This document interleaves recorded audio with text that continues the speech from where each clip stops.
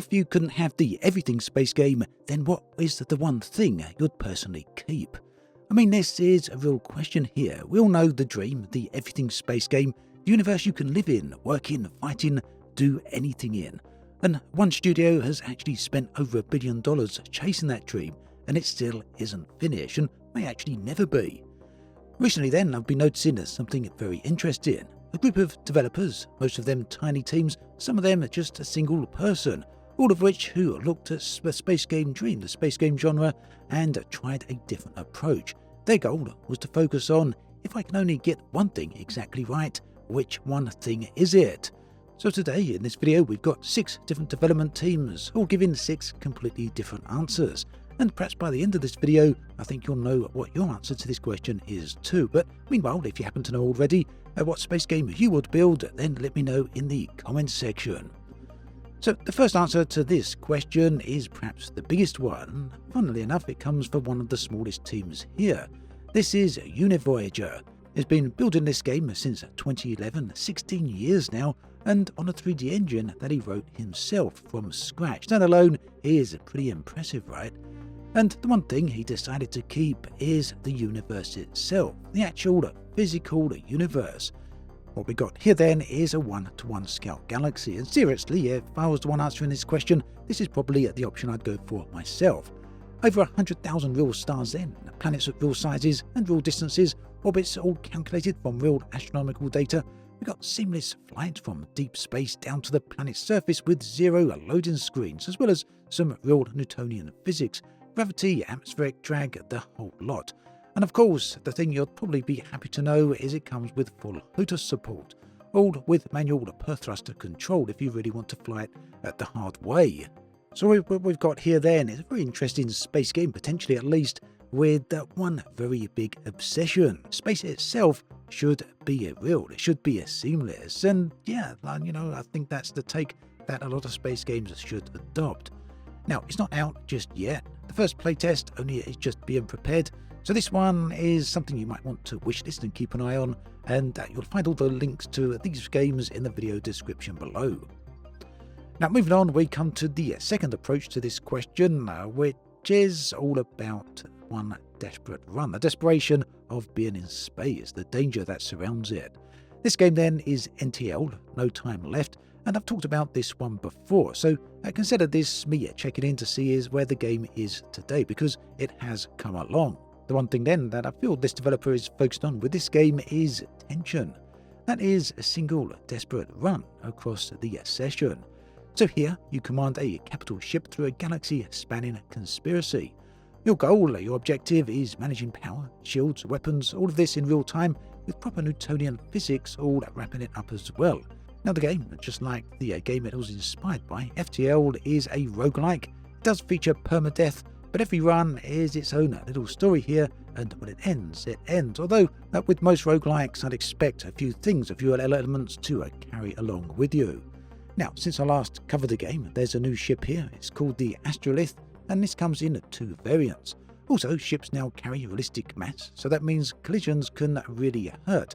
Hulls can deform as well where they're hit, and there's also a manual navigation mode for people who want direct roll and pitch. Ultimately then, this game is not trying to be your Second Life. What it is trying to do is make the next 45 minutes, the next 10 minutes, the next however long your session runs, is going to both be quite an experience as well as very tense. Now we come on to perhaps the strangest answer of the lot in this entire video. The game is called Hell Galaxy. Now most space games, I think, they let you fly a ship, don't they?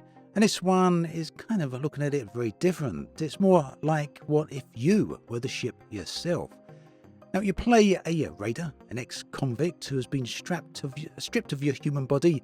Your mind has been fused into a bioship hybrid, and then you've been exiled into a cursed galaxy. The store page of this game puts it perfectly. They say there's nothing here that is human, not even you. So there's one thing that this developer is keeping, and that is the focus on identity. And this is quite interesting because when you're making a game in space, one of the last things you probably think of is identity itself.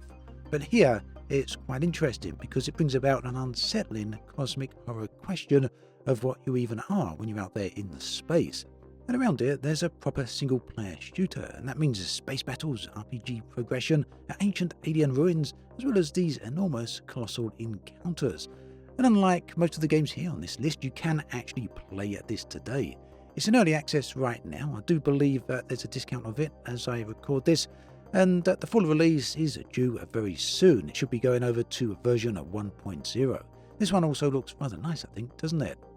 So at this point, you probably can start to see the pattern. You can see what's going on here, right? 3 developers, 3 completely different answers to the same question of what would you keep if you could make a space game that wasn't actually the everything space game. So we've got 3 very different takes here to answer that question. One is to focus on the universe itself, another is for you to be the ship, and the third is the desperate run. And if these have given you some inspiration as to what you'd like to include in a game if you were to build one, again, let me know in the comments section. So we've got another few games here, and the next one is called Farlane. And this one is kind of interesting. It comes from one of those co-creators of the Starpoint Gemini series, which are actually really nice space games.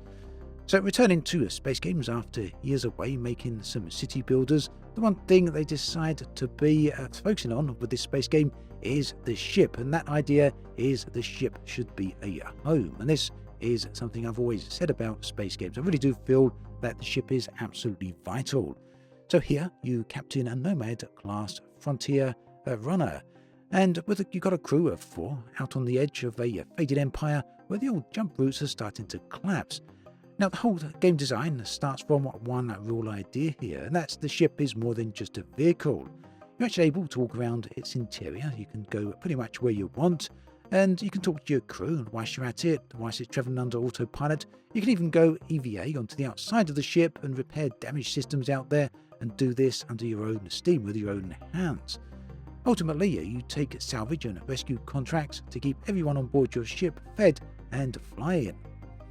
Now honestly, this is very early in development at the moment. The developers openly said that so themselves, and they've shown us some of what's going on, but they've obviously pointed out that this isn't final quality, and proper gameplay footage will be coming later this year. But for me, life aboard a starship in a sci-fi universe has always been interesting. We've got the Rocinante, we've got the Normandy, we've got the Enterprise, and of course there's many more besides. It's going to be interesting to see what this particular game's take on that aspect is. Now, Capital Command comes from a pretty small team. This one is being published by Hooded Horse, and the thing here is, the game's pretty heavy because you don't twitch fly this ship. It's a huge, cumbersome capital vessel, and you command it the way a captain would, and that means issuing orders to navigators, gunners, repair teams, engineers, whilst combat is going on around you. So that means you've got multiple warships here going at each other with guns and a window of range, limited range here. So that means your decisions can be tactical, but they could also be pretty rapid.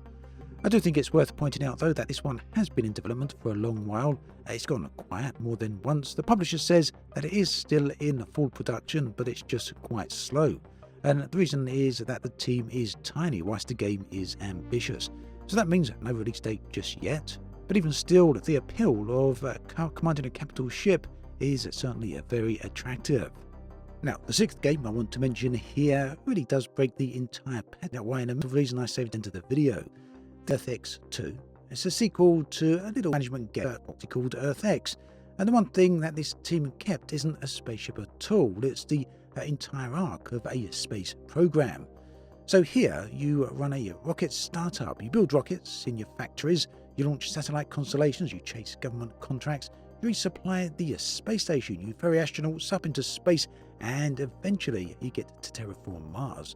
It's a different type of space game, but there's one which I feel, it's kind of a proper tycoon game in many ways, isn't it? And yet this one's also available in early access now. So the reason I included this in the game is to really highlight a specific point, that when you decide to make a space game, and if it's not going to be the everything game, it doesn't mean you still have to focus on being inside the cockpit or having a crew. For some people, the thing that really matters about space is the whole endeavour of getting up into space.